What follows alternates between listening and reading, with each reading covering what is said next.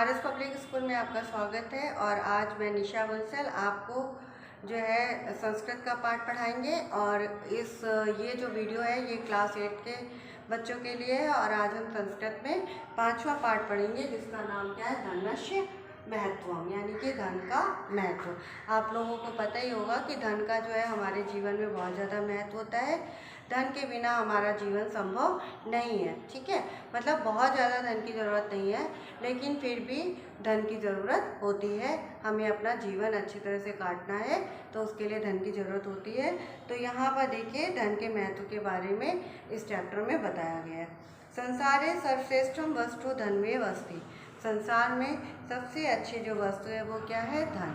संसार में सबसे श्रेष्ठ जो वस्तु है वो क्या है, धन है। धनेन बिना कार्याणि न सिद्ध्यन्ति। धन के बिना कोई भी काम नहीं होता है। धनेन बिना कार्याणि न सिद्ध्यन्ति, धन के बिना कोई भी काम नहीं होता है। जीविका निर्वाहश्च कथमपि न भवति, और हमारे जीवन का निर्वाह बिल्कुल भी नहीं हो सकता है।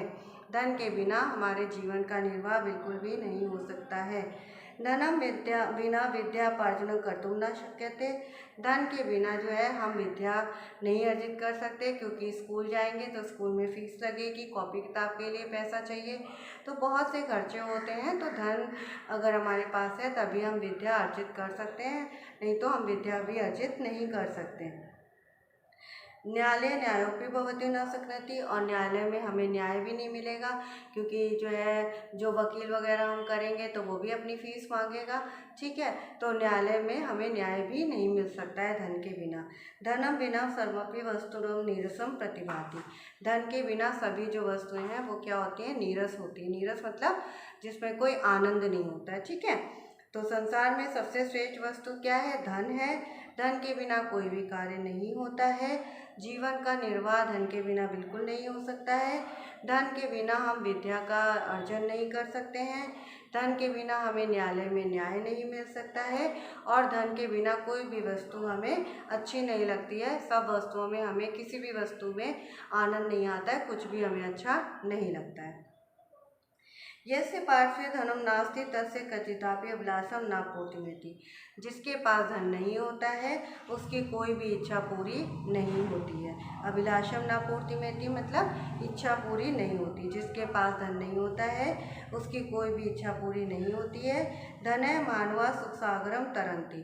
धन अगर किसी के पास धन है तो वो धनी जो होता है, यानी कि जो धनी लोग होते हैं उसमें जो मनुष्य होता है वो सुख सागर में तैरता है। यानी कि उसको जिसके पास पैसा होता है वो उसके पास सारे सुख होते हैं। निर्धनता समस्त आपदाम गृहम अस्ति।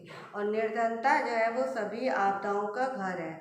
यानी कि जितनी भी विपदाएं आती हैं, जितने भी संकट आते हैं वो निर्धन होने के कारण आते हैं। धनहीनस्य न कोपि मित्रम भवति। जिसके पास पैसा नहीं होता है उसका कोई भी मित्र नहीं होता है, ठीक है। जिसके पास पैसा नहीं होता उसका कोई भी मित्र नहीं होता है। धनेन बिना शील शशिना कंतिरापि परिणमते। धन के बिना शील रूपी जो चंद्रमा है वो भी हमें मतलब अच्छा नहीं लगता है, ठीक है। मतलब चंद्रमा हमें चांदनी देता है और चंद्रमा की चांदनी में हमें बहुत अच्छा लगता है। लेकिन अगर हमारे पास धन नहीं है तो धन के बिना वो चांदनी देने वाला चंद्रमा भी हमें कांतिहीन लगता है, यानी कि वो भी हमें अच्छा नहीं लगता है। धनेन बिना कोपी बांधवस्य वाक्यपि न विश्वसति। अगर हमारे पास धन नहीं है तो कोई भी हमारा जो मित्र है या हमारा भाई बहन है वो हमारे ऊपर विश्वास नहीं करेगा, हमारे वचनों पर विश्वास नहीं करेगा, जो भी हम कहेंगे उस पर विश्वास नहीं करेगा। धनहीनस्य जनस्य जीवनम व्यर्थम प्रतिभाति। धन जिसके पास नहीं है ऐसे मनुष्य का जो जीवन है वो व्यर्थ होता है, ठीक है। तो देखिए एक बार फिर से ये पैराग्राफ पढ़ा रही हूँ। जिसके पास धन नहीं होता है उसकी कोई भी इच्छा पूरी नहीं होती है। धनी जो व्यक्ति होता है, जिसके पास धन होता है वो जो होता है सारे सुख सागर में तैरता है, यानी कि उसको सारे सुख प्राप्त होते हैं। निर्धनता जो होती है यानी कि गरीबी सभी विपत्तियों या सभी संकटों का घर होती है। धनहीन मनुष्य का कोई भी मित्र नहीं होता, यानी कि जिसके पास पैसा नहीं है उसका कोई भी मित्र नहीं होता है। और धन के बिना हमें इतनी शांति देने वाला, इतना चांदनी देने वाला चंद्रमा भी जो है हमें अच्छा नहीं लगता है।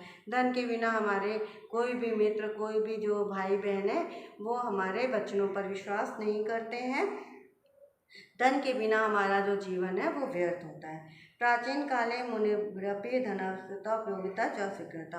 प्राचीन काल में मुनियों ने भी धन की जो उपयोगिता को स्वीकार किया, यानी कि पुराने समय में जहाँ मतलब धन वगैरह का इतना उपयोग नहीं होता था, लेकिन फिर भी उस समय जो मुनि वगैरह थे उन्होंने धन की आवश्यकता को स्वीकारा है कि धन के बिना कोई भी चीज़ पॉसिबल नहीं होती। ठीक है, तो धन की उपयोगिता और उसकी आवश्यकता को उन्होंने स्वीकारा है। धन्यम धर्मोपि प्रसृति। धन से ही धर्म का प्रसार होता है। अगर हमारे पास धन है तो हम अपने धर्म का प्रसार कर सकते हैं। अतः सर्वे धनोपार्जनम कर्तव्यम। इसीलिए सभी का कर्तव्य है कि वो धन का उपार्जन करें, यानी कि पैसे को कमाने की कोशिश करें। धने अकुलीना पे कुलीना भवंती। धन से क्या होता है, अकुलीन व्यक्ति भी, यानी कि जिसका कोई कुलीन नहीं होता, कोई कुल नहीं होता है, नीचे कुल वाला जो व्यक्ति होता है वो भी जो होता है ऊंचे कुल वाले व्यक्ति में मतलब वो बदल जाता है। संसारे समस्त गुणा धन में अवश्यंती। संसार के समस्त जो गुण हैं, सारे गुण जो है वो धन में ही आश्रित होते हैं। ठीक है, तो देखिए एक बार फिर से, प्राचीन काल में यानी कि पुराने समय में मुनियों ने भी धन की आवश्यकता और उपयोगिता को स्वीकार किया है। उन्होंने भी ये बताया है कि धन के बिना कोई भी चीज़ जो है संभव नहीं है। धन्य धर्मोपि प्रसृति।